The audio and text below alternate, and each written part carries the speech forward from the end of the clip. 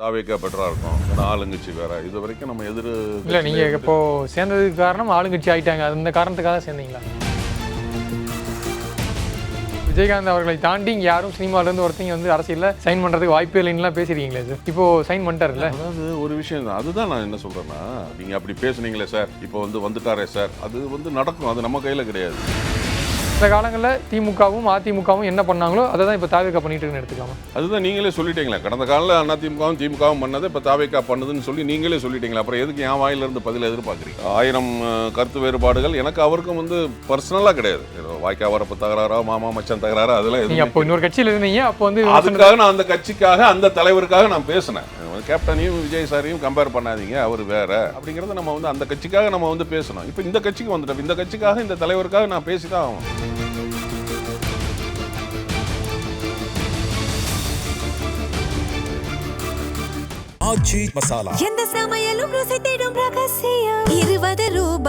IBC Tamil நேயர்களுக்கு வணக்கம். இன்று நம்முடன் நேர்காணலில் மீசை ராஜேந்திரன் இணைந்திருக்கிறார். வணக்கம் சார். வணக்கம் பிரபு சார். ஐபிசி தமிழ் நேயர்களுக்கு அன்பான வணக்கம். எப்படி இருக்கீங்க? நல்லா இருக்கேன் சார். கிட்டத்தட்ட ஒரு 20 ஆண்டுகளுக்கு மேலே தேமுதிகவில் பயணம், 3 முறை சட்டசபை தேர்தலையும் போட்டிட்டு இருக்கீங்க. அதன் பிறகு ஏப்ரல் 8ஆம் தேதியா சார் 8ஆம் தேதி விலகிட்டு அதிமுகவில் ஜாயின் பண்ணீங்க. திடீர்னு ஒரு மாதத்துக்குள்ளேயே இப்போது தாவேக்கா, என்ன காரணம் சார்? ஆக்சுவலி பார்த்தீங்கன்னா, மன்றத்திலிருந்தே நான் இருந்தேன். 2005 கட்சி ஆரம்பித்தோடனே கலை இலக்கிய அணி துணைச் செயலாளர் போஸ்டிங் கொடுத்தாரு கேப்டனு. 2006 சட்டமன்ற தேர்தல் வாய்ப்பு கொடுத்தாரு. அதன் பிறகு 11 கூட்டணியில் சீட்டு கொடுக்கல, 41 சீட்டு வாங்கும்போது அதிமுகவில். 16 மக்கள் நல கூட்டணியில் சீட் கொடுத்தாங்க. அதே போல் 21 அமமுக கூட்டணியில் சீட்டு கொடுத்தாங்க. 26 சீட்டு தரல. நமக்கு ஜூனியருக்கெலாம் சீட்டு கொடுத்தாங்க. நான் பர்டிகுலராக கடையநல்லூர் தொகுதி கேட்டேன். நான் அந்நியார்கிட்ட அதற்கான விஷயங்களை சொன்னேன். கடையநல்லூர் முஸ்லீம்ஸ் அதிகமாக இருக்கிற ஏரியா. திமுக கூட்டணியில் நீங்கள் போகிறதுனால நமக்கு முஸ்லீம்ஸ் வாக்கு அப்படியே கிடைக்கும். 31% அங்கே இருக்குது. அதுபோல் எங்களுடைய கம்யூனிட்டி 12% இருக்குது. அப்புறம் நாயக்கர் 7% இருக்குது. ரெட்டியார் 4% இருக்குன்னு நான் வீதாச்சார முறையில் சொல்லி அவங்கக்கிட்ட சொன்னேன், நீங்கள் நம்ம கூட்டணியில் வாங்குங்க, ஏன்னா திமுக நிற்காது, அது கூட்டணிக்கு தான் அங்கே கொடுப்பாங்க. இதுக்கு முன்னாடி IMUL தான், இந்தியன் முஸ்லீம் யூனியன் லீக்கு தான் நின்றுச்சு, தோத்துட்டாங்க.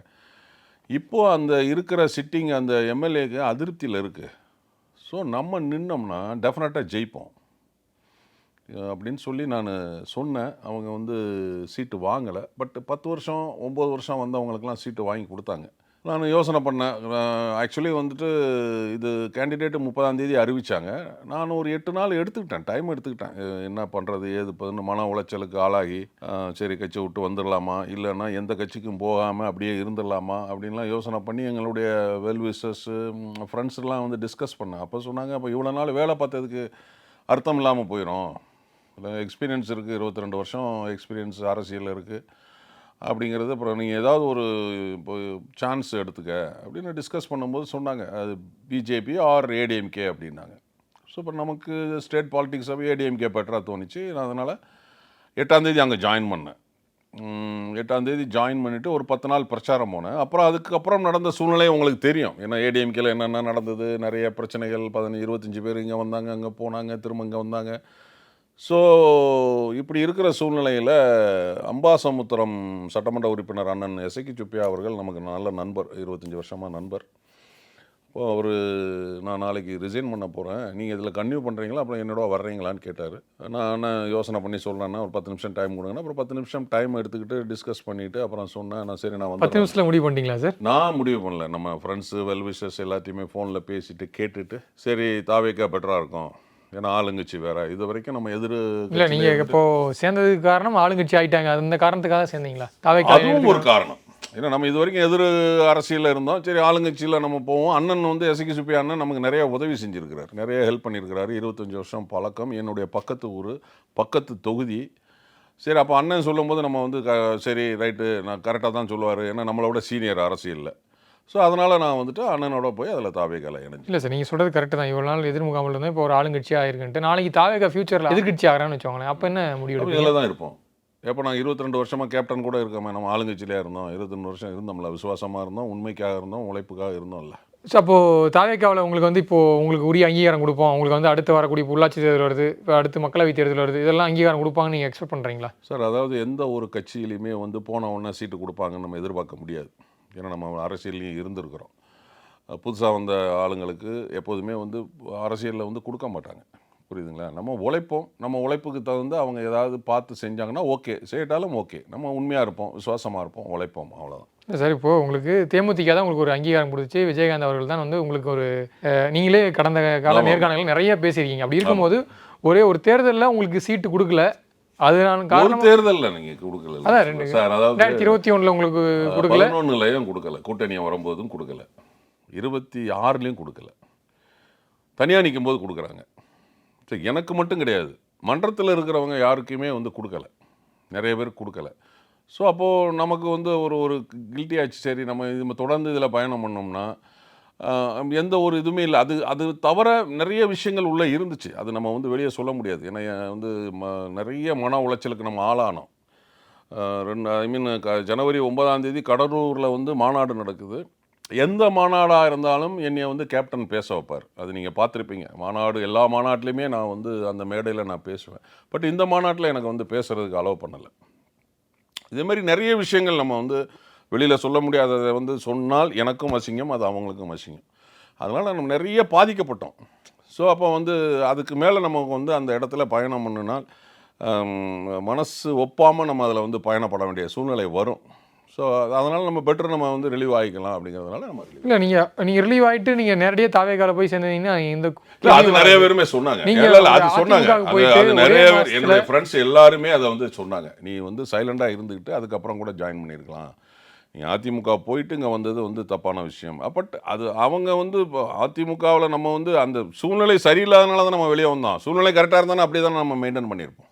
அவங்க வந்து ஒன்றுமே இல்லாமல் பிரச்சனைகள் இல்லாமல் இருந்ததுன்னா நம்ம அப்படியே மெயின்டைன் பண்ணியிருப்போம். உங்களுக்கு தெரியாதுல்ல, அதிமுக ஆரம்பத்துலேருந்து இப்போ இதில் வரைக்கும் வந்து நிறைய பிளவுகள் பட்டுடுச்சு. அதில் இப்போ பட்டுருவாங்க ஒன்றிணைச்சிட்டாங்களே சார். மற்றும் அந்த எம்எல்ஏக்கள் மோஸ்ட்லி போயிட்டாங்க. ஒரு 4 பேர் தான் ராஜினாமா பண்ணியிருக்காங்க. 4 பேர் ராஜினாமா பண்ணியிருக்காங்க. இன்னும் 2-3 பேர் என்னென்னு முடிவு எடுக்கலை. ஸோ என்ன இருந்தாலும் அந்த பழைய அந்த வீரியம் வந்து கொஞ்சம் குறையும். ஏன்னா உங்களுக்கு தெரியுமோ தெரியாதோ, சவுத் சைடில் ஒரு 105 சீட்டு வந்து மறவர்கள், முக்குளத்தர், கல்லர், அகமுடையார் அவங்க தான் வந்துட்டு நிறைய நிர்ணயம் பண்ணுறது.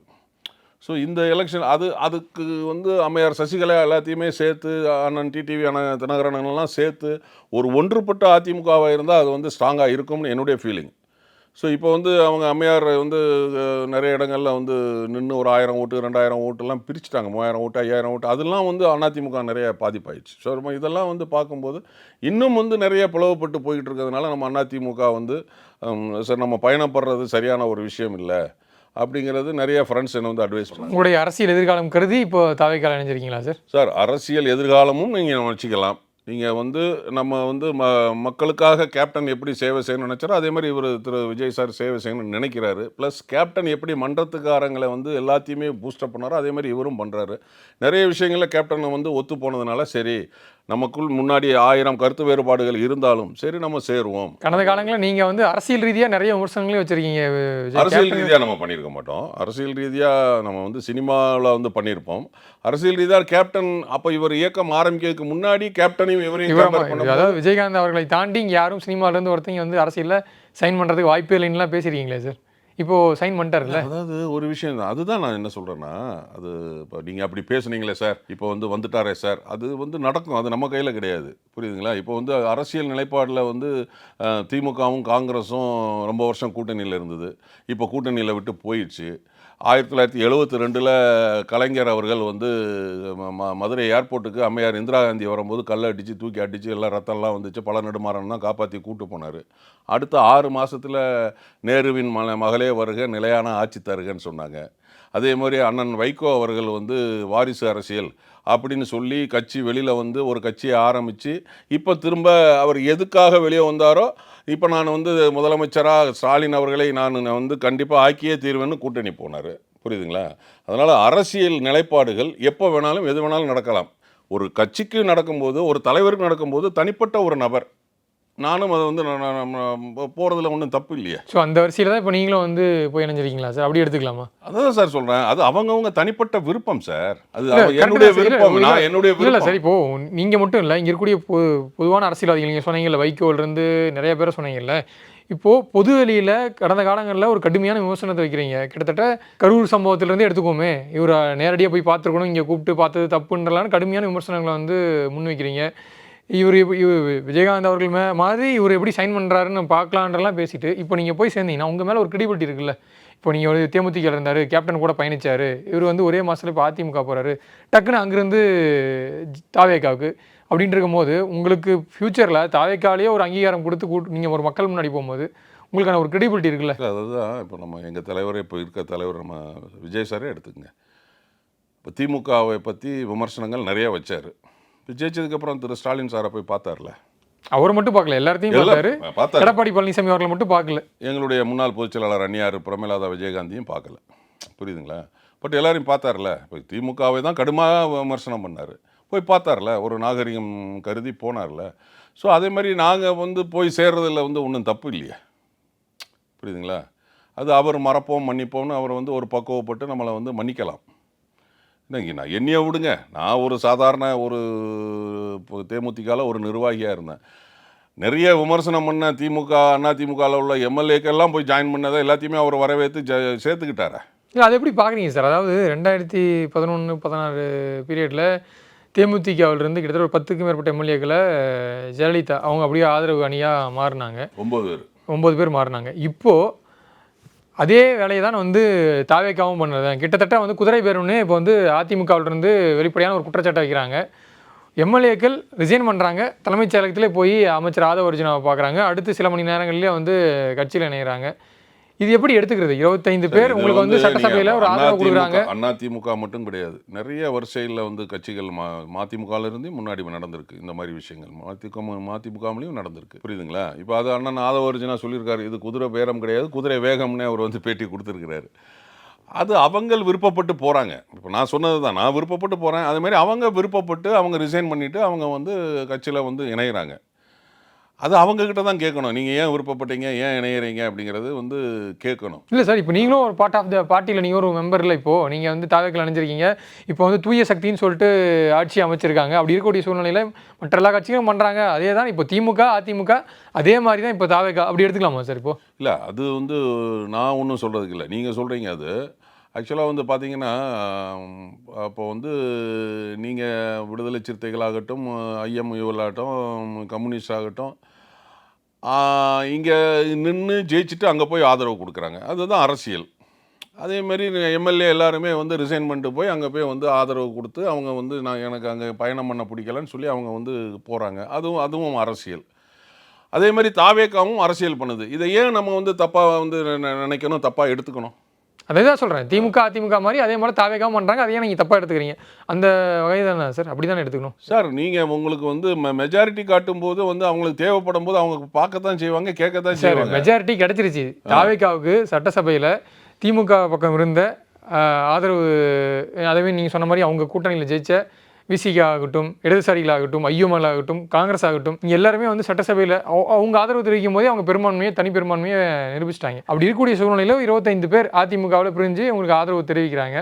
அதன் பிறகு நிறைய ஸ்பெகுலேஷன்ஸ்லாம் போடுது, இவங்களுக்கு வந்து அமைச்சர் இடம் கொடுக்க போகிறாங்க அப்படின்ற ஒரு ஸ்பெகுலேஷன் ஓடும் போது தான் அதுக்கு விசிகா சில காங்கிரஸ்லாம் சில எதிர்ப்பு தெரிவித்ததுனால இப்போ அவங்க வந்து அங்கே அவங்களுக்கான இடம் வந்து மறுக்கப்படுது. உடனே வந்து ரிசைன் பண்ணுறாங்க இங்கே எங்கள் அதிமுக அணியிலிருந்து. தெரிவித்ததுனால அப்படிங்கிறது உங்களுக்கு தெரியுமா? இது பொது வெளியிலே எல்லாருமே திருமாவளவர்கள் பேட்டியிலே சொன்னாரே சார், அமைச்சரவையில் அதிமுக இடம்பெறாது அப்படின்ற உத்தரவாதத்தை தாவேகா தரப்புலேருந்து தெரிவித்தனால தான் இப்போ வந்து விசிகாவே வந்து அமைச்சரவையில் பங்கு பெறுறாங்க அப்படின்ற ஒரு ஸ்டேட்மெண்ட் அவரே கொடுத்துருந்தாரு. ஸோ அதன் அடிப்படையில் தான் நான் கேட்குறேன், கடந்த காலங்களில் திமுகவும் அதிமுகவும் என்ன பண்ணாங்களோ அதை தான் இப்போ தாவேகா பண்ணிட்டு இருக்குன்னு எடுத்துக்கலாமா? அதுதான் நீங்களே சொல்லிட்டீங்களா, கடந்த காலத்தில் அதிமுகவும் திமுகவும் பண்ணதை இப்போ தாவேகா பண்ணுதுன்னு சொல்லி நீங்களே சொல்லிட்டீங்களா, அப்புறம் எதுக்கு என் வாயிலிருந்து பதில் எதிர்பார்க்குறீங்க? சரி, ஓகே சார், ரைட். இப்போ இது வரைக்கும் டெல்லிக்கு போய் பிரதமரை சந்தித்த முதலமைச்சர்கள் அனைவரும் செய்தியாளர் சந்திப்பை வந்து கொடுத்துருக்காங்க. ஒரு கட்சி தலைவராக ஒருத்தரை வந்து நீங்கள் வந்து ப்ரெஸ் மீட் கொடுக்குன்றது கேட்குற அதிகாரம் கிடையாது. ஏன்னா அது அவங்க தனிப்பட்ட விருப்பம். ஆனால் ஒரு மாநில முதலமைச்சராக செய்தியாளர் சந்திப்புன்றது வந்து நடத்தணும். ஆனால் அதை வந்து இங்கே இது வரைக்கும் நடத்தணும், அது நடைமுறை அப்படின்னு சொல்லி நீங்கள் சொல்கிறீங்க. ஆமாம், அது ஒரு புரோட்டோக்காலாக தான் இருக்குது. ஒரு மாநில முதலமைச்சர் செய்தியாளர் சந்திப்பு இப்போ நமக்கு பிரதமர் மோடி எப்படி எந்த அளவுக்கு விமர்சிக்கிறோம் நம்ம, நீங்கள் வந்து பிரதமர் ஆகிட்டீங்க, நீங்கள் செய்தியாளர் சந்திப்பு எப்படி நடத்துறீங்கன்ட்டு. ஆமாம். ஆனால் ஒரு மாநில முதலமைச்சராக பதவி ஏற்றுட்டு இது வரைக்கும் செய்தியாளர் சந்திப்பு நடத்தாமல் இருக்காரு. அதை அவர் மேலே ஒரு விமர்சனம் வைக்கிறாங்க. நீங்கள் உங்களுடைய குருவாக ஏற்றுக்கிட்ட கேப்டன் விஜயகாந்த் அவர்கள், அவர் எத்தனை முறை செய்தியாளர் சந்திப்பை நடத்தியிருப்பார், அவர் எவ்வளோ காரசாரமான அந்த வாக்குவாதங்கள்லாம் நம்ம அதையும் நம்ம பார்த்துருப்போம். அப்படி இருக்கக்கூடிய சமயத்தில் தற்போதைய உங்களுடைய தலைவர் செய்தியாளர் சந்திப்பை நடத்தாமல் இருக்காரு, மாநில முதல்வர், அதை எப்படி எடுத்துக்கலாம் சார்? இல்லை, ஆக்சுவலாக வந்து கேப்டன் வந்து பார்த்தீங்கன்னா, நீங்கள் சொன்னீங்க ரொம்ப தைரியமாக எதிர்கொண்டு எல்லாத்தையும் ப்ரெஸ் மீட்டில் பண்ணார் அப்படின்னு. எனக்கு தெரிஞ்சு இந்தியாவில் வந்து ப்ரெஸ்ஸை வந்து தூணு துப்புன ஒரே தலைவர் வந்து கேப்டனாக தான் இருக்கும்னு நான் நினைக்கிறேன். நீங்கள் பார்த்துருப்பீங்க. ஸோ அப்பேற்பட்ட கேப்டனையே இந்த ப்ரெஸ்ஸு என்னெல்லாம் பேசுனாங்கங்கிறது நமக்கு தெரியும். நம்ம அதையும் பார்த்துக்கிட்டு இருக்கோம். புரியுதுங்களா? அப்போது முதலமைச்சர் அவர்கள் அந்த டெல்லிக்கு போனதுக்கு ப்ரெஸ் மீட்டு கொடுக்கல, இங்கே ஜெயிச்சதுக்கப்புறம் ப்ரெஸ் மீட்டு கொடுக்கல அப்படிங்கிறதெல்லாம் சொல்கிறீங்க. அவர் சந்திக்கிற நேரத்தில் சந்திப்பார். அது காரணம் வரும்போது, காரியம் வரும்போது சந்திக்கலாம். அது நம்ம வந்து சொல்ல முடியாதுல்ல. அது அவருடைய விருப்பம். அதுக்கு இப்போ செங்கோட்டையன் அண்ணன் அவர்கள் கூட வந்து ஒரு 4-5 டேஸ் பிஃபோர் கூட ஒரு இது கொடுத்தாரு. எங்களுடைய முதலமைச்சர் நிச்சயமாக வந்து ப்ரெஸ்ஸை சந்திப்பார் அப்படின்னு சொல்லி அவரும் கூட அன்றைக்கி வந்து பேட்டி கொடுத்தார். புரியுதுங்களா? அதனால் அவர் பேட்டி கொடுப்பார். அது வந்து அது எப்போ அப்படிங்கிறது நமக்கு தெரியாது. ஓகே சார், இப்போது தாவேக்காவில் இணைஞ்சிருக்கீங்க. இந்த கிட்டத்தட்ட ஆட்சி பொறுப்பேற்று ஒரு இன்னும் 1 மாதங்கள் முழுமையாக நிறைவடையலை. இப்போவே நிறைய விமர்சனங்கள் வந்து 10ஆம் தேதி முதலமைச்சராக பதவியேற்றார். 13ஆம் தேதி ஓட்டெடுப்பு நடந்தது. இந்த 13லேருந்து இன்னைய வரைக்கும் பார்த்தீங்கன்னா கிட்டத்தட்ட ஒரு 17 நாள் ஆகுது. இன்னும் இந்த 1 மாதங்கள் ஐ மீன் 1 மாதம் முடிகிறதுக்கு முன்னாடி நிறைய விமர்சனங்கள் வந்து இப்போ இருக்கக்கூடிய ஆட்சி மேலே வந்து பிரதான எதிர்க்கட்சிகள் வச்சுட்டு இருக்காங்க. சட்டம் ஒழுங்கு பிரச்சனை, கொலை நடக்குது, பாலியல் வன்கொடுமைகள் நடக்குது. இதையும் வந்து பிரதானமாக வச்சுருக்கிற சமயத்திலேயே இங்கே இருக்கக்கூடிய அமைச்சர்கள், ஸோ இவங்க வந்து எந்த அளவுக்கு கேப்பபிலிட்டியாக இருக்காங்க, இங்கே நிறைய அமைச்சர்கள் வந்து ரீல்ஸ் போடுறாங்க அப்படின்றதையும் வந்து விமர்சனம் வைக்கிறாங்க. இது எப்படி பார்க்குறீங்க சார்? இல்லை, ஆக்சுவலாக வந்து பார்த்தீங்கன்னா நம்ம எதுக்குமே ஒரு டைம் கொடுக்கணும்ல. இப்போ வந்து இவங்க வந்து இப்போ ஃப்ரெஷ்ஷு அவங்களுக்கு ஒரு டைம் கொடுக்கணும், ஒரு ப்ரீத்திங் டைம் கொடுக்கணும்ல. இப்போ தலைவர் கேப்டன் அவர்கள் வந்து பார்த்திங்கன்னா 2011 கூட்டணி போய் ஆட்சி வந்தாங்க அம்மையார் ஜெயலலிதா அவர்கள். அப்போ 100ஆவது நாளுக்கு ஒரு மலர் வெளியிடணும் அப்படின்னு சொல்லி எல்லா கூட்டணி தலைவர்கிட்டையும் வந்து கருத்து கேட்குறாங்க. அப்புறம் கேப்டன் வந்து அது கருத்து கொடுக்கல. அப்போ நான், அண்ணன் பண்ருட்டியார் அண்ணன், கேப்டன் எல்லாருமே உட்காந்து, இப்போ பேராசிரியர் ரவீந்திரன் சொல்லி இப்போ எங்கள் எம்பியாக இருக்கார் திராவிட முன்னேற்ற கழகத்தில், அவரெல்லாம் உட்காந்து பேசிக்கிட்டு இருக்கும்போது கேப்டன் ஒரு விஷயம் சொன்னார். என்ன சொன்னார் அப்படின்னா, நம்ம டைம் கொடுக்கணும். ஒரு குழந்தை பிறந்ததுன்னா அந்த குழந்தை பிறந்து தவழ்ந்து அது தடுமாறி எழுந்து அது நடந்து அது ஓடணும். அதுக்கு ஒரு டைம் ஆகும். இப்போ நம்ம 100 நாளில் அவங்க வந்து சிறப்பாக செஞ்சிட்டாங்க அப்படின்னு சொல்லி நம்ம வந்து சொல்லணும்னா அதுக்கு டைம் எடுத்து தான் நம்ம சொல்லணும். இப்போ 100 நாளில் நம்ம என்ன செஞ்சாங்க அப்படிங்கிறத விட இன்னும் கொஞ்சம் டைம் எடுத்து நம்ம வந்து அதை பார்த்துட்டு அதை சொன்னால் வந்து கரெக்டாக இருக்கும் அப்படின்னு சொல்லிட்டு அவர் கருத்து கொடுக்கலை, கருத்து தெரிவிக்கலை. இது அபார்ட் ஃப்ரம் ஒரு பக்கம் இருக்கட்டும். ஆனாலும் இவர் எனக்கு தெரிஞ்சு அந்த கையெழுத்து போடும்போதே 3 விஷயம் வந்து பண்ணியிருக்கிறார். ஏன்னா வந்து சிங்கப்படை, அப்புறம் போதை தடுப்பு படை, அப்புறம் வந்து இந்த 200, 500 யூனிட் 200 யூனிட் சொல்லியிருக்கிறாப்புல. அப்புறமா அம்மா உணவகம் எல்லா பக்கமும் சீரமைக்கணும். அப்புறம் வந்து பார்த்திங்கன்னா சிறு குறு விவசாயிகளுக்கு 50,000 ரூபாய், அப்புறம் வந்து 1000 ரூபாய் உரிமை தொகையை உடனடியாக விடுவிப்பு, இப்படின்னு ஒரு 10-12 விஷயங்கள் வந்து பண்ணினார். அது போக வந்து சினிமாவுக்கும் ஒரு விஷயம் பண்ணினார். ஏன்னா நான்லாம் சினிமா தேட்டர் வச்சுருக்குறேன், செமி பர்மனண்ட் தேட்டர் ஊரில் திருநெல்வேலியில். எங்களுக்கு வந்து 2 ஷோ தான். நாங்கள் 4 ஷோ போடணும் அப்படின்னா நாங்கள் வந்து பெர்மிஷன் வாங்கணும். தாலுகா ஆஃபீஸில் போகணும், நாங்கள் வந்து கலெக்டர் ஆஃபீஸுக்கு போகணும். அப்போ அவர் இப்போ சினிமாவிலேருந்து வந்ததுனால என்ன சொல்லியிருக்கிறார் அப்படிங்கிறது உங்களுக்கும் தெரியும். 5 ஷோ வந்து நீங்கள் ரிலீஸுக்கு போட்டுக்கலாம், ஃபெஸ்டிவல் டயத்துலேயே நீங்கள் வந்து ஸ்பெஷல் ஷோஸ் போட்டுக்கலாம், எந்த ஒரு அரசு அதிகாரிகிட்டையும் அனுமதி வாங்க வேண்டிய அவசியம் இல்லைன்னு ஒரு ஜியோ பாஸ் பண்ணியிருக்காரு. அது ஒரு பெரிய விஷயம். ஏன்னா நாங்கள்லாம் வந்து 1 மாதத்துக்கு முன்னாடியே அலையணும். நாங்கள் இந்த செமிபண்ட் தேட்டருக்கு மேட்னி போடணும், மார்னிங் ஷோ போடணும், பொங்கல் தீபாவளிக்கெல்லாம் வந்து போடணும்னா நாங்கள் 1 மாதம் அலையணும். தாலுகா ஆஃபீஸுக்கும் கலெக்டரேட்டுக்கும் அலையணும். இன்றைக்கி வாங்கம்பாங்க, நாளைக்கு வாங்கம்பாங்க, இந்த லெட்டர் கொடுங்கம்பாங்க, அந்த லெட்டர் கொடுங்கம்பாங்க, இன்ஸ்பெக்ஷன் பார்க்கணும், மேட்னி போட்டால் நாங்கள் இன்ஸ்பெக்ஷன் பார்க்கணும்பாங்க, அந்த இன்ஸ்பெக்ஷனுக்கு அவங்க எப்போ வருவாங்கன்னு காத்து இருக்கணும். ஸோ இவ்வளோ விஷயங்கள்லாம் இருக்குது. இதை டக்குன்னு ஒரு ஜியோவில் வந்து பண்ணிட்டார். ஸோ சினிமாவுக்கும் அவர் நிறையா விஷயங்கள் பண்ணுவார். ஏன்னா அதுக்கு அறிகுறி தான் இந்த விஷயம். ஸோ அதே மாதிரி பார்த்தீங்கன்னா இப்போது இருக்கிற அமைச்சர் அண்ணன் ஆதவ் அர்ஜுனா அவர்கள் சிஎம்டிஎல் அப்ரூவலுக்கு வந்து நீங்கள் பார்ட்டி ஃபண்ட்ஸ் கொடுக்க வேண்டாம்னு சொல்லி ஒன்று சொல்லியிருக்கிறார். அது நல்ல விஷயம், நல்ல விஷயம். அதே மாதிரி பார்த்தீங்கன்னா நேற்று வந்து நம்ம ஹெச்ஆர்என்சி மினிஸ்டர் வந்து ரமேஷ் சார் அவர்கள் வந்து திருச்செந்தூர் போனார். அங்கே ஒரு விஷயம் நடந்தது, அது எல்லாருக்குமே தெரியும். அது திருச்செந்தூரில் நடக்குது. நான் 10 நாளைக்கு முன்னாடி போனேன், நானே அனுபவிச்சிருக்கேன் அந்த மேட்டரை. அப்போ இவர் அதை வந்து கரெக்டாக யாருன்னு தெரியாமல் அர்ச்சகரை 4 பேரை வந்து சஸ்பெண்ட் பண்ணியிருக்கிறார். ஸோ அதே மாதிரி வந்து பார்த்தீங்கன்னா திரு பிரபு அவர்கள் கனிம வளத்துறை அமைச்சர் வந்து ராத்திரி நான் நேரடியாக பாதிக்கப்பட்டேன். இதை பராசக்தியில் சிவாஜி சார் சொன்ன மாதிரி எனக்கு ஊர் வந்து ஆலங்குளம், தென்காசி மாவட்டம். எங்கள் ஊரில் குவாரி இருக்குது. ராத்திரி படுக்க முடியாது. வெடியை போடுவானுங்க, டம்மு டிம்முன்னு சத்தம் கேட்கும், பெரிய பெரிய லாரிகள் போகும் வரும். ஸோ நம்ம நிம்மதியாக ஒரு தூங்கக்கூட முடியாது. அது நாங்கள் அதுக்கு ஆர்ப்பாட்டம் போராட்டமும் பண்ணியிருக்கிறோம், இதெல்லாம் பண்ணியிருக்கிறோம். ஸோ இப்போ இவர் அமைச்சராக ஆனவுடனே ராத்திரியோட ராத்திரியாக வந்து அந்த ரூல்ஸை பிரேக் பண்ண கல்குவாரியெல்லாம் எங்கள் மாவட்டத்தில் 18 பேரை க்ளோஸ் பண்ணிடு, 18 இதை வந்து லைசன்ஸஸ் வந்து இது பண்ணியிருக்கிறாரு. ஸோ தமிழ்நாடு முழுவதும் 40 குவாரியை பண்ணியிருக்கிறார். ஸோ இப்போ அவரும் நல்லா தான் பண்ணிகிட்ருக்காரு. அதே மாதிரி வந்து பார்த்திங்கன்னா இப்போ அண்ணன் புஷி ஆனந்த் அவருடைய டிபார்ட்மெண்ட்டில் வண்டல் மண்ணை வந்து நீங்கள் விவசாயிகள் பணம் கொடுக்காமல் எடுத்துக்கலாம், விவசாயத்துக்கு யூஸ் பண்ணிக்கலாம் அப்படின்னு அவரும் சொல்லிட்டு இருக்கிறார். ஸோ இது ஒரு பக்கம் பண்ணிக்கிட்டு இருக்கிறாங்க. இந்த நல்ல விஷயங்களை வந்து அவங்க சொல்ல மாட்டேங்காங்க. இப்போ இவங்களுக்கு ஏதாவது ஒரு இந்த கீர்த்தனா மேடம் வந்து தொழில்துறை அமைச்சர் வந்து ஒரு இது போட்டார் அப்படின்னா இவங்க ரீல்ஸ் மாதிரியே பண்ணுறாங்க. அது எதிர்க்கட்சிகள் பேசத்தான் செய்வாங்க. இப்போ என்னைய நீங்கள் கேட்குறீங்க, என்னைய பேசுகிறாங்களா, அது பேசத்தான் செய்வாங்க. எங்கள் தலைவர் சொன்ன மாதிரி நம்ம ஒரு வேலையை கான்சன்ட்ரேட் பண்ணணும், அந்த வேலையை பார்த்துட்டு போயிட்டே இருக்கணும். இந்த காதில் வாங்கிட்டு அந்த காதில் விட்டுட்டு போயிட்டே இருக்கணும். இப்போ நம்ம வந்து அதுக்கு நம்ம வந்து மெனக்கட்டோம்னா நம்ம வேலை பாதிக்கும் அப்படின்னு சொல்லி கேப்டன் சொல்லுவார். ஸோ இப்போ கீர்த்தனா அவர்கள் அமைச்சர் அவர்கள் அவங்க பண்ணது அவங்களுக்கு கரெக்டாக தெரிஞ்சிருக்கலாம். நான் வந்து இன்வெஸ்ட்மெண்ட் பண்ணுங்கள் எங்களுடைய தமிழ்நாடு கவர்மெண்ட்லன்னு சொல்லி அவங்க பண்ணது அவங்களுக்கு அது கரெக்டாக இருந்திருக்கலாம். பார்க்குறவங்களுக்கு அதை வந்து தப்பாக இருந்திருக்கலாம். ஸோ அவங்க வந்து எதிர்க்கட்சியாக இருக்கலாம், இல்லை வேறு யாராவது இருக்கலாம். இல்லை நீங்கள் நிறைய பட்டியலிடுறீங்க சார். அதாவது தாவேக்கா அரசு பொறுப்பேற்றது வந்து நிறையா நல்ல விஷயங்கள் நிறையா பண்ணியிருக்காங்கன்னு சொல்கிறீங்க. கரெக்டு தான், சில விஷயங்களை வந்து அவங்க ஒரு மாற்றத்தை கொடுத்துருக்காங்க. ஆனால் அவங்க தேர்தல் வாக்குறுதிகள் பிரதானமாக அறிவிச்சாங்கல்ல, 2500 ரூபா வந்து மாத உதவித்தொகை, அது வந்து இப்போ 1000 ரூபா மட்டும் வரவு வச்சுருக்காங்க. நிறைய பொது இடங்களில் போகும்போது இவர் வந்து 2500 ரூபா கொடுக்குறேன்னாரு, ஆனால் இப்போ 1000 ரூபா தான் வருது அப்படின்ற ஒரு விமர்சனம் இருக்குது. இன்னொரு புறம் விவசாய கடன் தள்ளுபடி, நீங்கள் சொன்னீங்க சினிமாவுக்குலாம் வந்து நிறைய ஒரு மாற்றத்தை, தேட்டருக்கு வந்து நிறையா ஒரு 5 ஷோ ஓட்டுறதுக்குலாம் வந்து பர்மிஷன் கொடுத்துருக்காரு. சிறப்பான விஷயம் எதுன்னு சொல்லும் போது, இங்கே விவசாயிகள் ஒரு பக்கம் நீங்கள் வந்து 5 ஏக்கர் குறைவாக இருந்தால் வேளாண் கடன் தள்ளுபடி முழுமையான தள்ளுபடி, நீங்கள் 5 ஏக்கருக்கு அதிகமாக இருந்திருந்தால் 50% தள்ளுபடின்னு நீங்கள். ஆனால் இன்றைக்கி நீங்கள் அறிவிச்சிருக்கிறது பார்த்தீங்கன்னா ஏற்புடையதல்ல. நிறைய பேர் விவசாயிகள் பாதிக்கப்படுறோம். ஏன்னா இப்போ கடன் அடைச்சாதான் அடுத்த கடன் வாங்கி அவங்க வேளாண்மையை பண்ண முடியும். அப்படி இருக்கக்கூடிய ஒரு சூழலில் இவர் இப்போது அரசாங்கம் சார்பாக என்ன சில கருத்துக்கெலாம் வருதுன்னா, இது வந்து கஜானா காலியாக இருக்குது, இங்கே வந்து நிதி நெருக்கடியில் இருக்குது, 10 லட்சம் கோடி இருக்குதுன்னு சொல்கிறதெல்லாம் வந்து விமர்சனமாக வைக்கிறாங்க. அப்படி இருக்கக்கூடிய சூழ்நிலையில் இதை நீங்கள் தேர்தலுக்கு முன்பு நீங்கள் அனலைஸ் பண்ணலையா? நீங்கள் வந்து தமிழ்நாடோட நிதிநிலை என்னன்ட்டு உங்களுக்கு கண்டிப்பாக தெரிஞ்சிருக்கணும்ல.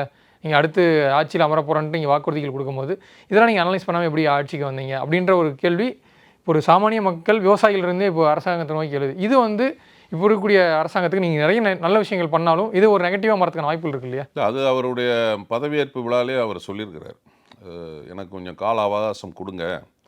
ஏன்னா அது நம்மளும் பார்த்துருக்கணும். அது அவரே ஓப்பனாக சொல்லியிருக்காரு, நம்ம வந்து நிதி நிலைமைகள் வந்து பார்த்துட்டு நம்ம செய்யணும், அதனால் கொஞ்சம் அவகாசம் கொடுங்கன்னு இருக்கிறார். ஏன்னா உங்களுக்கு வந்து வருமானம் வரணும், கவர்மெண்ட் ஸ்டாஃபுக்கு சம்பளம் கொடுக்கணும், இதுக்கு அடுத்து ஃப்ரீ ஸ்கீம் வந்து பண்ணணும். ஸோ இந்த மாதிரி விஷயங்கள்லாம் இருக்குது. ஏன்னா அவர் ஒரு விஷயம் வந்து எலெக்ஷனில் வந்து ரொம்ப பக்காவாக வந்து முறியடித்தார். என்ன விஷயம் அப்படின்னா, இந்த ஓட்டுக்கு நோட்டு கொடுக்குற கலாச்சாரத்தை க்ளோஸ் பண்ணிட்டார். அடுத்து வந்து இந்த மாதிரி ஒரு விஷயங்கள் நடக்காது தமிழ்நாட்டில். அது வந்து இப்போ வந்து ஒரு பிரேக் பண்ணிட்டார். அது உண்மையிலே வந்து பெரிய விஷயம் அது.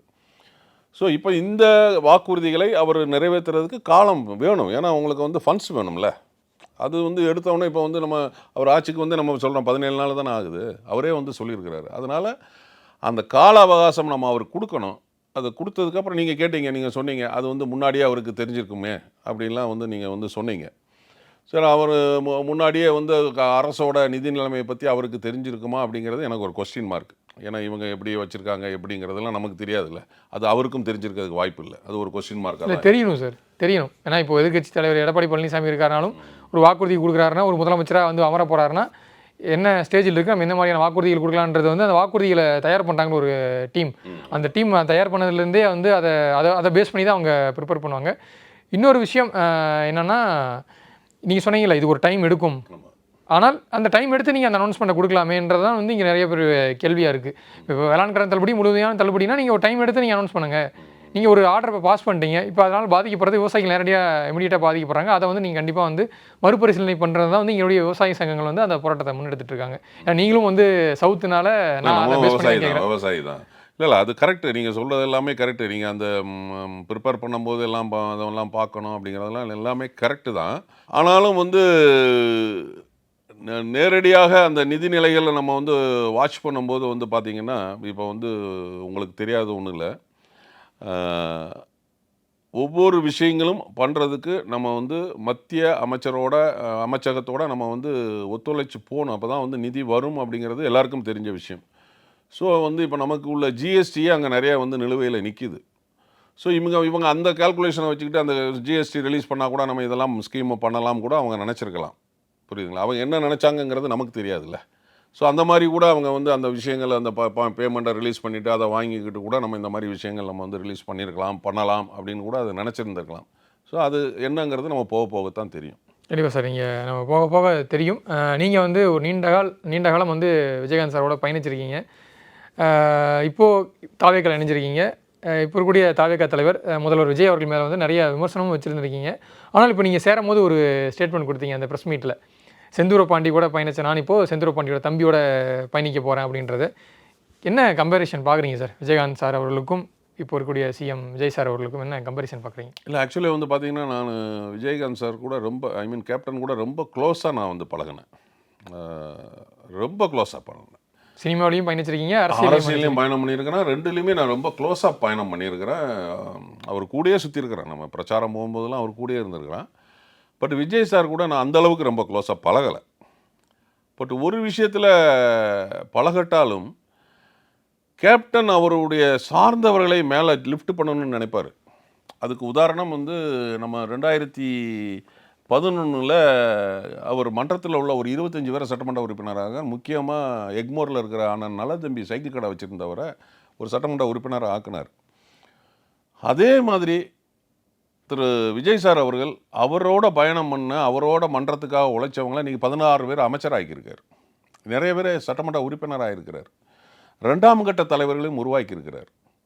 ஸோ அப்போ நமக்கு வந்து சரி கேப்டன் மாதிரியே இவரும் இருக்கிறார். அதே மாதிரி கேப்டன் செய்யணும்னு நினைக்கிறார், மக்களுக்கு செய்யணும்னு நினச்சார். அதே மாதிரி இவரும் வந்து செய்யணும்னு நினைக்கிறார். ஸோ இந்த அவரை நான் க்ளோஸாக வாட்ச் பண்ணட்டாலும் இந்த டிஸ்டன்ஸில் இருந்து நம்ம வாட்ச் பண்ணும்போது இவர் நமக்கான தலைவர். 1000 கருத்து வேறுபாடுகள் எனக்கு அவருக்கும் வந்து பர்சனலாக கிடையாது. வாய்க்கா வரப்பு தகராறோ மாமா மச்சான் தகராறோ அதெல்லாம் எதுவும். அப்போ இன்னொரு கட்சியில் இருந்தீங்க, அப்போ வந்து அதுக்காக நான் அந்த கட்சிக்காக அந்த தலைவருக்காக நான் பேசினேன். கேப்டனையும் விஜய் சாரையும் கம்பேர் பண்ணாதீங்க, அவர் வேற அப்படிங்கிறத நம்ம வந்து அந்த கட்சிக்காக நம்ம வந்து பேசணும். இப்போ இந்த கட்சிக்கு வந்துட்டோம், இந்த கட்சிக்காக இந்த தலைவருக்காக நான் பேசி தான் ஆகணும். இதில் நான் வந்து பிரதிபாரம் பார்த்து எனக்கு பலன் கொடுத்தாதான் அப்படின்லாம் கிடையாது. நீங்கள் பிரதிபலன் சொல்லும் போது தான் எனக்கு இன்னொரு இது ஸ்ட்ரைக் ஆகுது. என்னென்னா, தேமுதிக இருக்கக்கூடிய முன்னாள் எம்எல்ஏ பார்த்தசாரதி சார் அவர்கள். ஸோ அவருக்கும் இந்த தேர்தலில் வந்து வாய்ப்பு கிடைக்கல. ஆனால் எல்லாருமே சொன்னாங்க சென்னையில் விருகம்பாக்கம் கண்டிப்பாக கிடச்சிருக்கணும், அது தொகுதி திமுக தொகுதி. அப்படி கிடச்சா ஒன்று வந்து பிரேமலதா அவர்கள் போட்டியிடணும், அப்படி இல்லைனா வந்து இதை வந்து பார்த்தசாரதி அவர்கள் கொடுக்கணும். ஏன்னா அவரும் நீண்ட காலம் பயணிக்கிறாரு அப்படின்றது.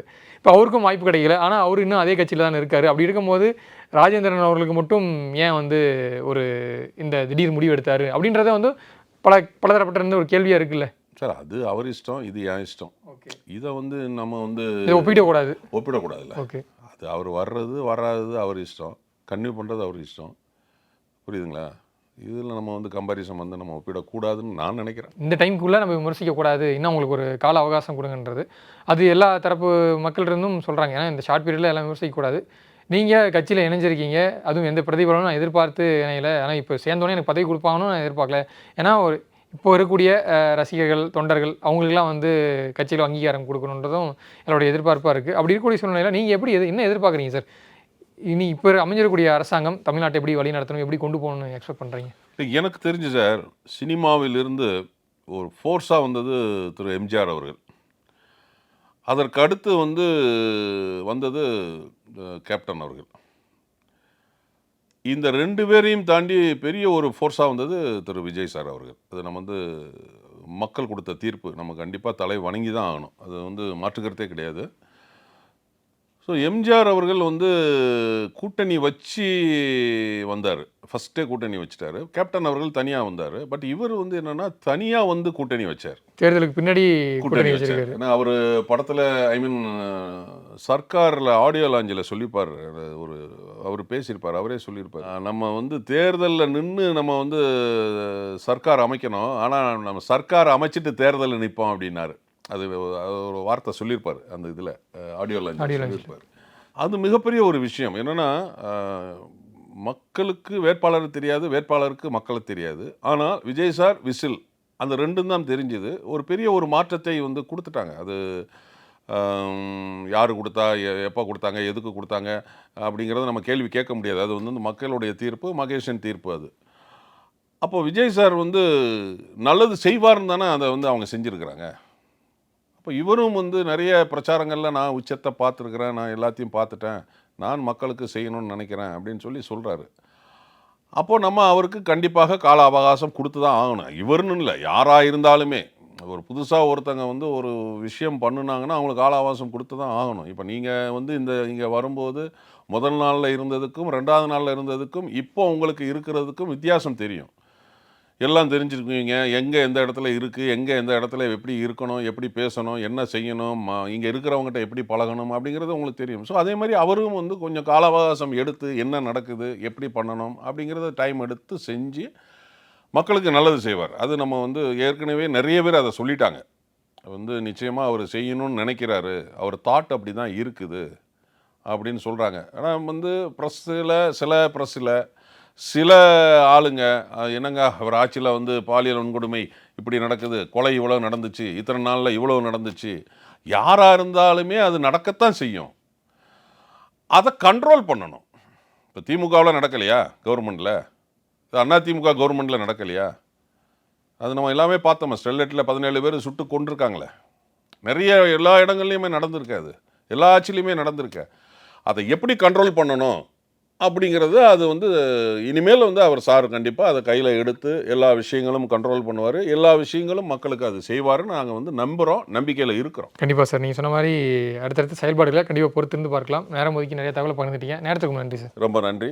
ஆச்சி மசாலா, எந்த சமையலும் ருசி தேடும் ரகசியம், 20 ரூபாய்.